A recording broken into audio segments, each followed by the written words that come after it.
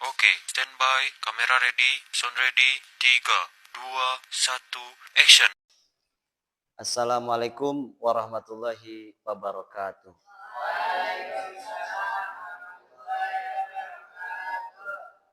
How are you? Bagaimana kabarmu?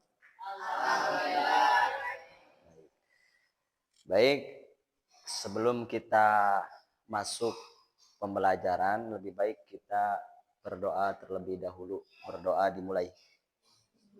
Alhamdulillah. Sebelumnya saya akan mengecek kehadiran. Apa anak-anak ada yang tidak masuk? Nggak ada masuk semua ya, alhamdulillah. Semangat berarti ya. Sebelum kita sholat, kira-kira apa yang harus kita lakukan?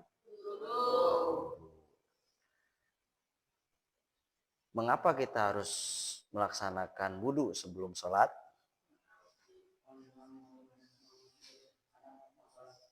Gimana coba, Dias?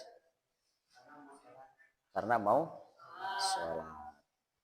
Jadi hari ini kita akan mempelajari tentang pentingnya toharoh atau yang disebut bersuci sebelum melaksanakan ibadah.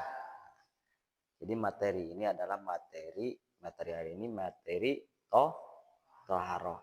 Seperti gelas ini ya, yang ada airnya.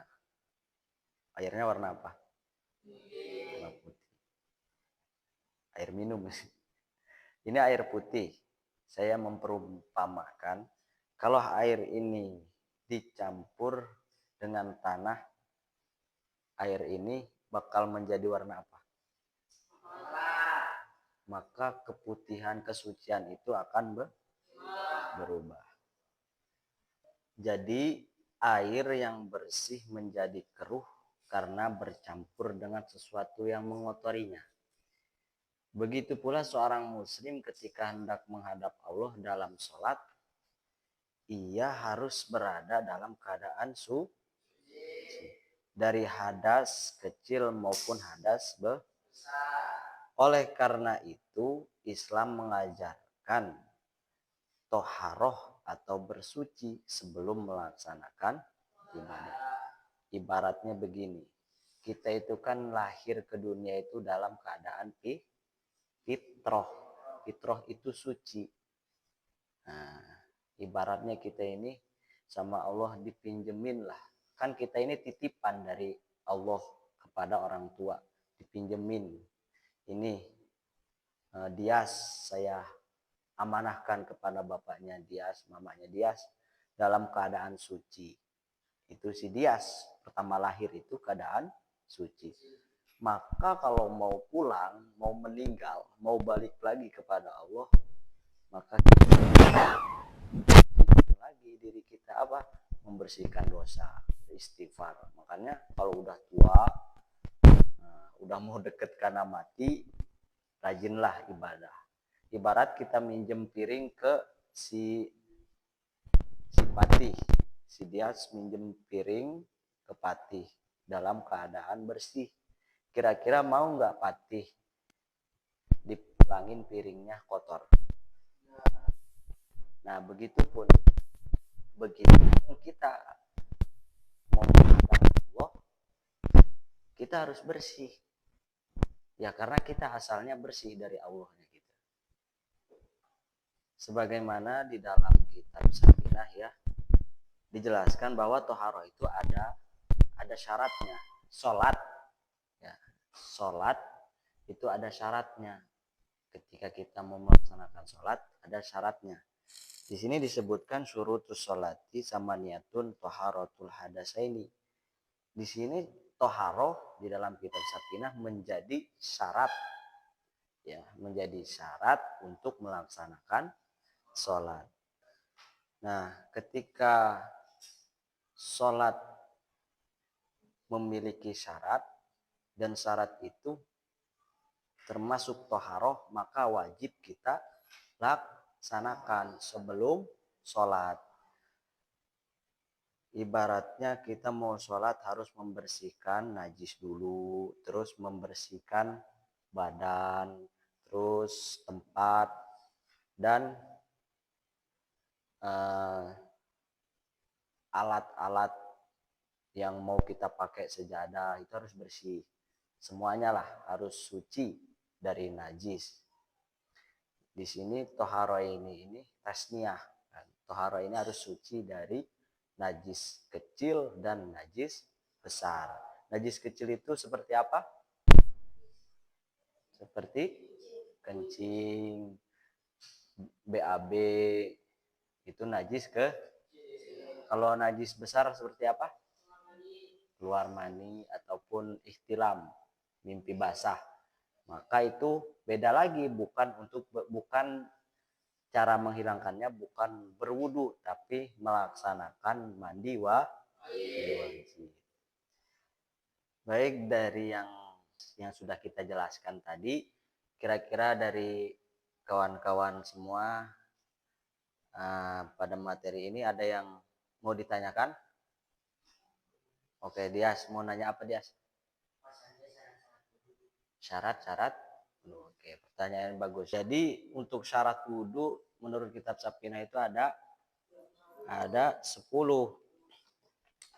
Ada 10. Yang pertama Islam, ya. Terus tamyiz, bersih dari anil haidi wa nifas. Terus tidak ada perkara yang mencegah, ya. Yang keempat itu tidak ada perkara yang mencegah datangnya air terhadap kulit.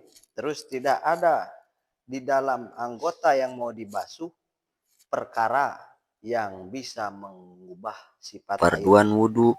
Terus Dan yang selanjutnya wala yang keenam, harus ya'taqida tahu pardon min furudihi, maksudnya itu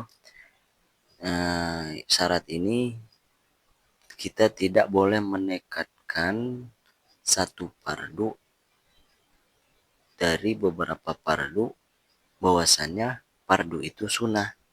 Gimana contohnya? Nah, misalkan kita ini kan dalam wudu itu ada yang wajib dibasuh, seperti muka itu wajib dibasuh. Maka ketika fardu wajib itu kita basuh, kalau kita tekadkan bahwasanya muka sunnah, maka itu tidak sah. Kan tidak boleh menekatkan satu fardu menjadi sunnah gitu. Tadinya muka itu wajib, kita nekat dalam hati muka mah sunnah, maka itu tidak boleh. Terus selanjutnya harus suci airnya. Suci di sini air itu bisa dipakai untuk bersuci gitu kan. Kan ada air suci tapi tidak mensucikan. Dan selanjutnya lagi syarat wudhu harus masuk waktu. Harus masuk waktu itu seperti misalkan sudah dekat mau asar kita wudhu. Bang, nggak boleh dari jauh-jauh wudhu. Ya boleh aja, tapi asalkan tidak batal gitu. Terus yang terakhir, terus menerus untuk orang yang sedang lidah imil hadas, maksudnya terus menerus ketika batal wudhu lagi gitu. Itu yang terakhir. Jadi begitu ya Dias gitu, syarat wudhu. Kira-kira dari materi ini ada yang mau ditanyakan? Saya ingin bertanya saja. Saya ingin bertanya kepada Saudara Ikal, apa yang dinamakan toharoh? Toharoh adalah sesuatu yang harus suci ketika kita akan melaksanakan ibadah. Oke, baik. Itu berarti udah paham ya masalah toharoh. Mungkin untuk pembelajaran hari ini cukup sekian. Semoga kita semua mendapatkan kebarokahan. Terus ilmu kita selalu manfaat. Amin. Dan kita akan selalu khususnya terus menjaga kebersihan kita dan selalu tertib ketika untuk mau melaksanakan ibadah. Amin. Saya akhiri, wabillahi taufik wal hidayah. Wassalamualaikum warahmatullahi wabarakatuh. Waalaikumsalam warahmatullahi wabarakatuh.